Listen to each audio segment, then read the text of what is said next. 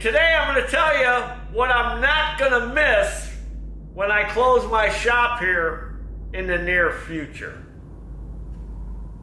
Well, grass rats, as you may know or not know, I plan on closing this shop in the near future here. And I'm going to go over some things that I don't like about what I'm seeing in this lawn industry that's going on. And I'm glad I'm going to be getting out of it, because there's a lot of stuff going on that I don't like. And if you're thinking of opening a shop, you may want to take this into consideration before you go opening a shop, because it's bad, in my opinion. It's getting bad. And then they just act like it's okay.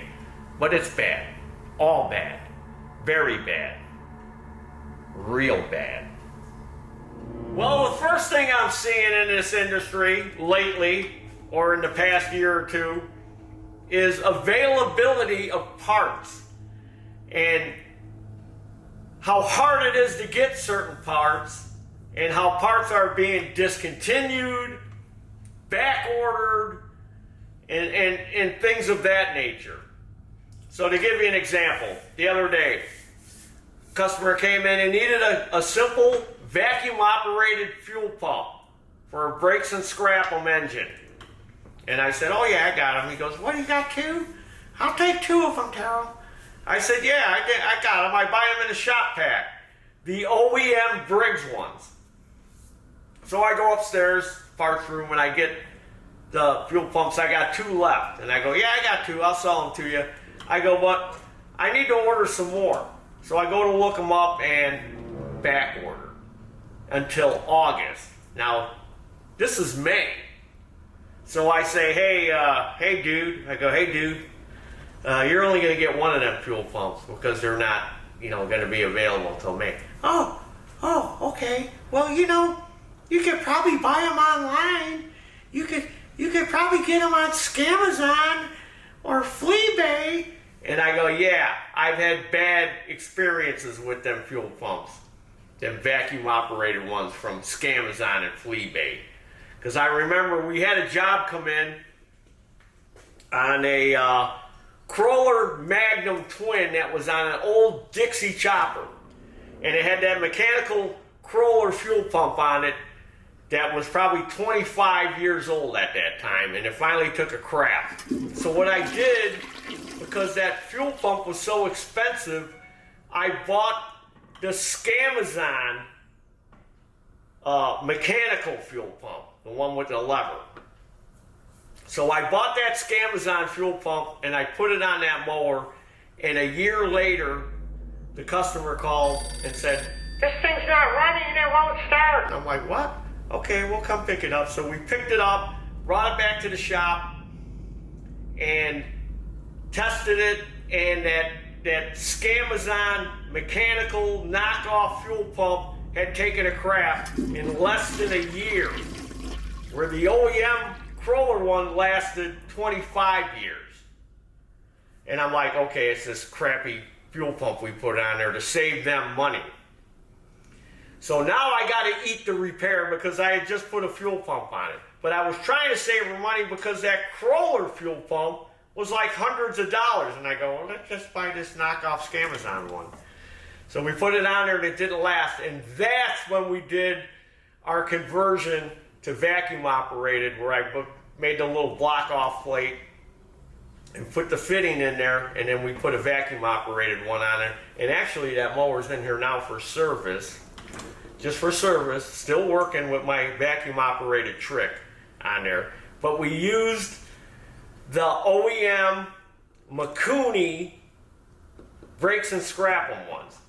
So yeah, now I can't get these fuel pumps. And I don't want to buy those cheap Scamazon ones, because we had another mower in here one time that the customer had put that Scamazon one on there, and he goes, hey, this mower sometimes it'll run all day and sometimes it won't start. And I put a new fuel pump on it. And I'm like, oh, okay, so it's probably not the fuel pump. Not realizing that it was one of them cheap knockoff ones. So we get it here, and sure enough, we can't get the thing to do what the customer says it's doing. So I go, we can't get it to do what you say it's doing. It runs, it starts every time. We let it sit outside. It ran for hours and hours. We almost ran it out of gas and it was fine. He goes, okay, I'll come pick it up. So he comes to pick it up. We're driving it out of the yard and all of a sudden it dies and it won't restart. And he goes, that's what it was doing. That's what it was doing to me. I pull the fuel line off, coming out of the fuel pump, crank it over. It's not peeing out any fuel. I go, it's the Scamazon fuel pump you put on there. But it's brand new, I just put it on there. We took it off, put the OEM brakes and scrapping one on it. It's been good ever since.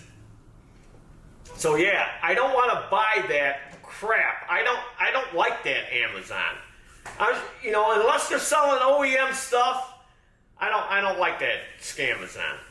So that's one scenario. There's other scenarios with that brakes and scrap them.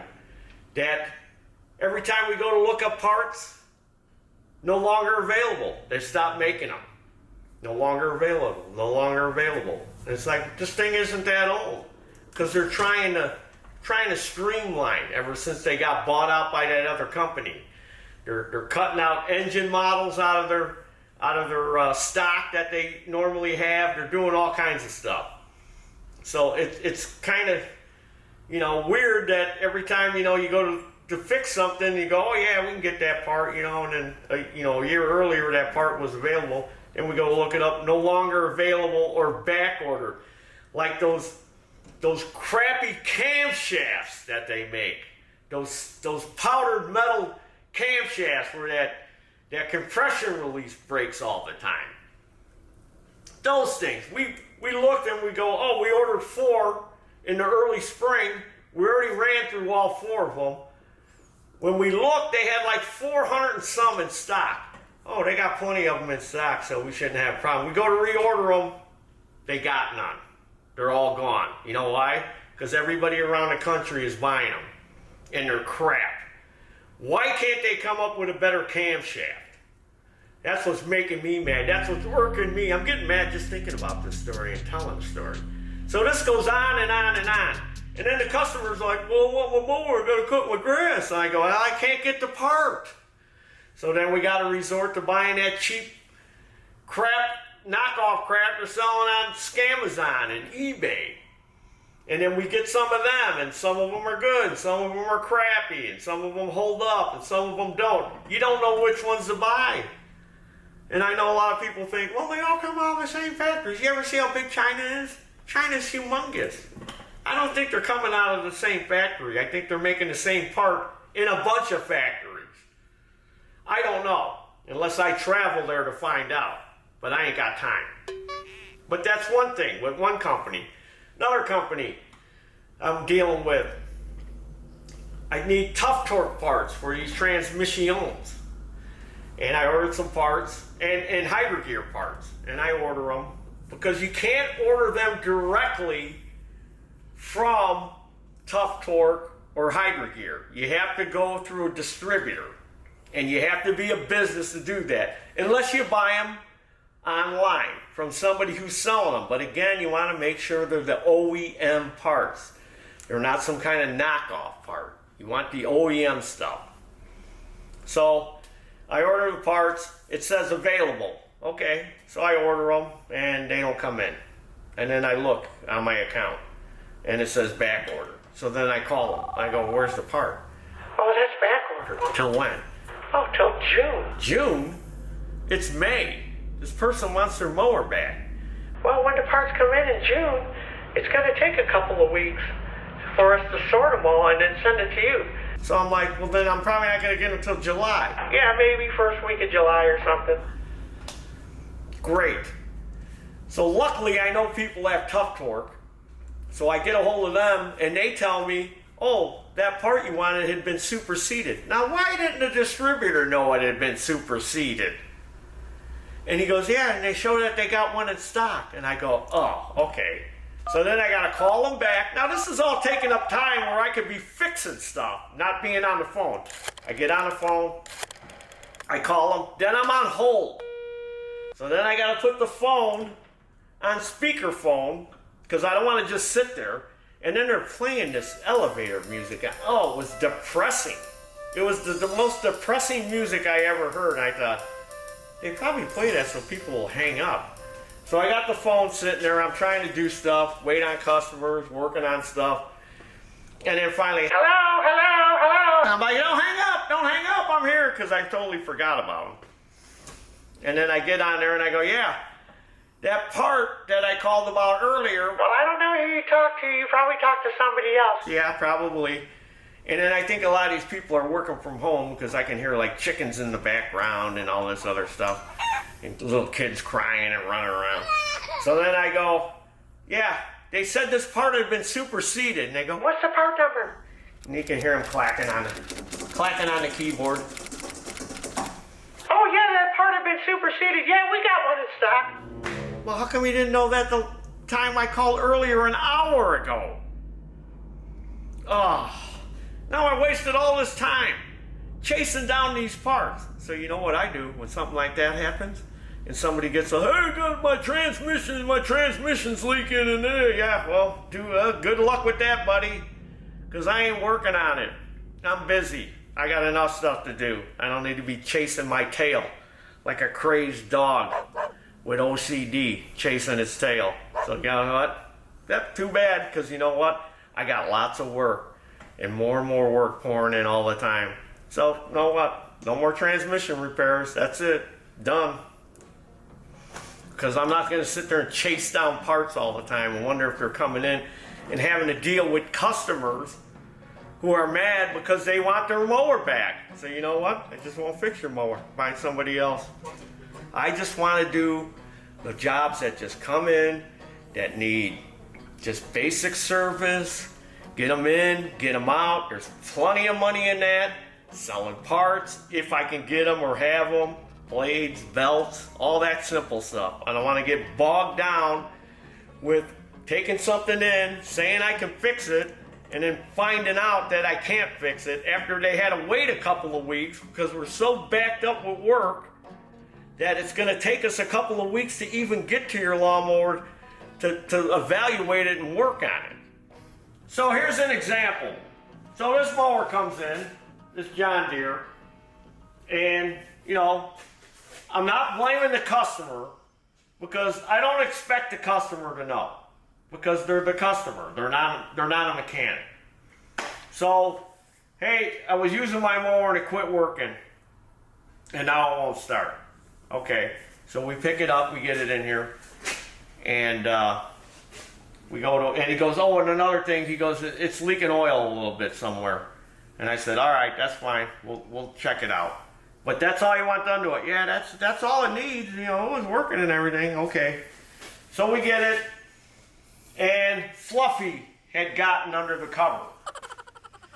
And Fluffy decided to pee all over the coil and make it a little bathroom area under the blower shroud.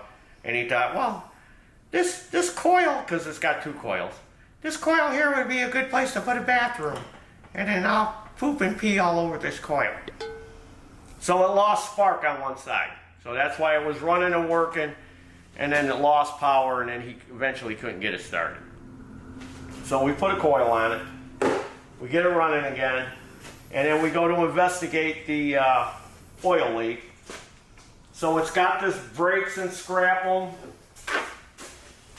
twin cylinder Intech, which is notorious, because we've got videos on it, notorious for the gasket, the sump gasket blowing out. So we need to put a sump gasket on it. So now we got the engine out of it.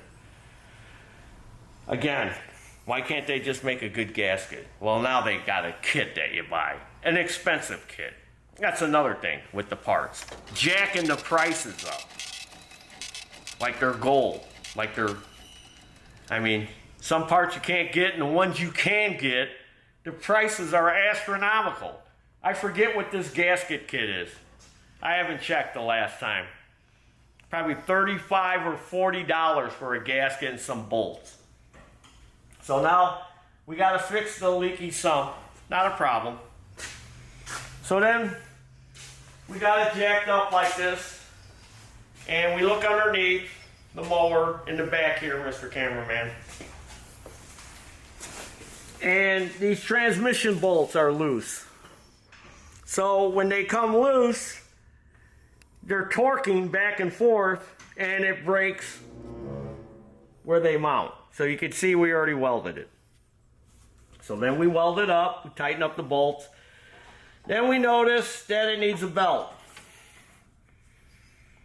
This is the drive belt that drives the mower. And it's expensive from John Deere. And it goes up underneath here, which is very difficult to get at. So we have to either loosen or partially drop the transmissions to get the belt over the top of the fans. There's no easy access to it. So that's a lot of labor. So while we're under here, we're looking at the blades, and the blades are all destroyed. Let me get them. You can stay there, Mr. Cameraman. And there's all kinds of crap wrapped around the spindles, and the blades are bent. They're all bent. So now I go, hold on, we gotta stop, because it came in because it wouldn't start and it had an oil leak. Now it's starting to snowball out of control. So we put the new blades on, and we go tip to tip. We go tip to tip with the blades, and they're not lining up, see? Because whatever they hit bent the shell of the deck. So you're going to see that in the cut on your lawn. So I go, okay, now we need to call the customer, see? They're out of line here, they're out of line here. Because now this is starting to get expensive. So then we call them, start asking them questions, and then we find out, and again, this is a bad idea, he loaned the mower to somebody. Because he said he didn't hit anything, but I did loan the mower to somebody. So, that's another thing. Don't loan your lawnmower out. So now they trashed it. So then we quoted them a price to fix everything, about $900. Which again is still cheaper than, because there's other stuff wrong with it. It's, you know, every time we turn around we find something. And it just starts to snowball and snowball and snowball. So now you get a job and you think it's going to be a quick and easy fix. Now it's tying up your shop because you got to fix all this other stuff when you can get other jobs in here and get them in and get them out. So yeah, I'm not going to miss any of this nonsense that we go through on a daily basis. It's very stressful. Oh, so here's another one. Here's another mower that I probably never should have taken in. Took it to another dealer. A scrub cadet dealer with their factory trained technicians. Yay, yeah, we've all been factory trained. We know everything. They don't know squat. They put a new wiring harness on it. This isn't the original engine, as you can tell by the muffin. It's been there for a long time.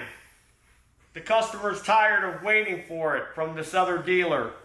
Gets it from them, brings it to us, tells us, just get it running and check it over. So we get it running. It's got a brand new wiring harness on it. I said, okay. So we get it in, we get it running. Since it's got this other engine on it, this was a gravity-fed engine. It was fed by gravity. It was probably on like a Craftsman riding mower where the gas tank is up here, so gravity's going to feed it. This one needs a fuel pump. So without a fuel pump, it's not going to pump the fuel. So we had to, luckily, we had to junk one of these Courage engines, which is, these engines are all junk anyway, in my opinion. We had a junk one out there, so we robbed the parts off of it. We had to pull the blower shroud, drill and tap a hole in the cover so we could pick up the vacuum for the fuel pump. And again, because we can't get fuel pumps, we robbed the used fuel pump and everything off the junk motor. Put it on here, got it running. All right, yay, we got it running. Woo, it's running again, yay. So we're checking it out. All the idler pulleys are junk on the mower deck. So then we go to engage the blades. Every time we engage the blades, it kills the motor. Safety issue, some kind of safety switch issue or something. Something in the wiring, something electrical. So now we got to dig into that. What did they do? So then sure enough, we get up underneath there. I had to print out a wiring diagram and go through it. And then this is a lot of time now, but they're paying for this because this bill is snowballing. Little snowball when we started. Now it's a boulder. Get up underneath there. Pinpoint it to this parking brake switch. Get under there. Start looking at the wires. They got wires. We're going to show you. Jumpered and soldered, and then they put some connectors on there that didn't grab into the... So now I got to straighten all this mess out. In the meantime, this thing has been here for a month. The guy wants to cut his grass because we've been getting a lot of rain here. And grass is growing like crazy, and when grass is growing like crazy, people are breaking their mowers like crazy. So we're going to stop and we're going to show you underneath what I found, how I was able to fix this. So here's the wiring situation for this plug for the parking brake switch. So they had this shoved in one of the holes, and then they had this jumpered over to another one. And you can tell they did that. This isn't factory. This is at the dealer now. You can see where they soldered it and crimped it. This isn't the right connector. See how it's got this little short spade on there? This has got the longer one. This is the factory one. So I need to cut this off, crimp on one of my good ones, eliminate this, plug it into the right spot where it goes. Here's another wire. Now this is supposedly supposed to be a brand new wiring harness. It's got that same connector in there. This one would not stay in there. When I go to lock it in, it just keeps pulling out because this little tab isn't long enough. So now I got to cut this off, crimp the right one in there, plug it in there. But again, this took a lot of time to figure all this out. And here's the switch. And then we can get this back to the customer. Again, I want to retire. I don't want to be all stressed out over this stuff from these other knuckleheads. So guess what I'm doing? And we've had several tractors in from this other dealer. So guess what I'm going to do now? Anybody calls up and said they had it fixed over there at that other place? Oh well, don't bring it here. We don't want no part of it. I'm 63 years old. I look pretty good for 63, don't I? And I find myself, I am working harder now than I have ever worked in my life. I don't want to work this hard. I'm trying to scale back. I'm trying to relax a little. I don't want to stroke out. So that's why I'm showing this video and sharing it with you. Because you know what? All good things come to an end. So let me share one more little story with you. This has to do with equipment. So Carla wants to get a new lawnmower because the mower that we have is from 2002. It's a time cutter, Taryl time cutter. It's been a good mower. I bought it used off a customer probably 10 or 13 years ago because, again, they brought it in and they go, this thing's a piece of junk. I had nothing but problems with this mower from the day I bought it. and it was in beautiful condition. And I go, what do you want for it? And they go, $500. I go, okay, I'll buy it. I bought it. A couple hours I had it going. I have done nothing to that mower since I bought it, other than every 2 years I bring it to the shop and I change the oil, you know, the basic service. Change the oil, the air filter, do the blades. I have not put a belt on it. I have not put an idler pulley on it. You know, I put battery in it. I think I had to put a fuel pump on it one time. But again, it's from '02. But other than that, it's been a good mower. But she's like, we should get a new mower. What if something breaks on it and you can't get the part and blah, blah, blah, blah, blah. I said, all right, that's fine. So I get a hold of my brother Farrell, who's a huge Toro dealer amongst other brands that he sells. He's got a huge dealership. So I get a hold of him and I said, I want this new Toro with this engine, this size deck. I want a bagger. I want all this stuff. Okay. Okay, brother. And he started trying to scratch me and stuff because he's feral like a cat. And I said, when do you get your order in from them? And he goes, usually get it around the end of February, early March. He tried scratching me again. And I said, okay. So late February, March comes and I'm texting him and I'm like, hey, where's my mower? Where's my mower? There's a shortage on that one that you want. I'm like, what? He goes, don't worry about it. We're going to get a hold of our sales rep, you know, because these big dealerships, they're like car dealers. So if somebody else has that mower, they'll get it shipped to his dealership. You know, they move them around as where they're needed. I said, okay. So then he gets a hold of me and he goes, no, there's a shortage of them. They're like gold. So whoever's got them is hanging on to them. They're not giving them up.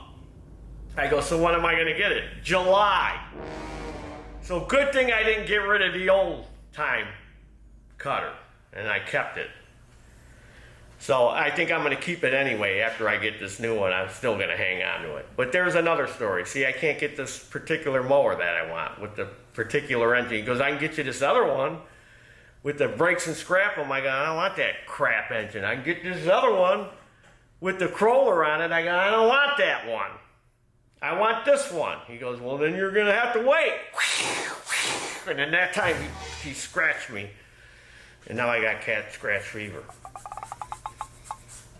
So I just wanted to let you know where we're at, what's going to happen here in the near future, how things are going with these parts, how they're jacking the price out, jacking the parts prices up like crazy. You know, a part that was $20 last year is now $40, stuff like that. I know a lot of you grass rats out there that are in this business, you're going to go, oh yeah, Taryl, yeah, you're right, Taryl, we know, yeah. We're going to see all them in the comment sections. And then there's one other thing I failed to mention. That just because I'm closing the doors of this shop doesn't mean I'm going away. We're still going to make videos, grass rats. This shop will now be our studio when I retire. And we'll be making videos here. It's just, you know, I'm just not going to be dealing with all these knuckleheads coming in all the time. We're just going to be making videos to keep you grass rats educated and informed. Keep them going. Because remember, these videos are to show you how to fix it, not for me to fix it. I got enough to fix. And there's your dinner. Woo! Closing the door soon! How soon? Well, who knows? Gotta wait and see, you know? I plan things every day, and nothing ever goes as planned. So I may say, yeah, I'm gonna close in 2 years, and then 10 years later, I'm still working. Like Uncle Andy. All hunched over. No, I try to take care of myself. Now, I didn't expect this video to be this long, but, you know, I'm like Led Zeppelin, and once I get going, I ramble on and on and on and on about lawnmower stuff. You gotta gotta get away, I gotta hide away, I gotta ramble on about all the high prices of parts, I gotta ramble on about not getting parts and ramble on. See, I'm like Led Zeppelin, I'm rambling on.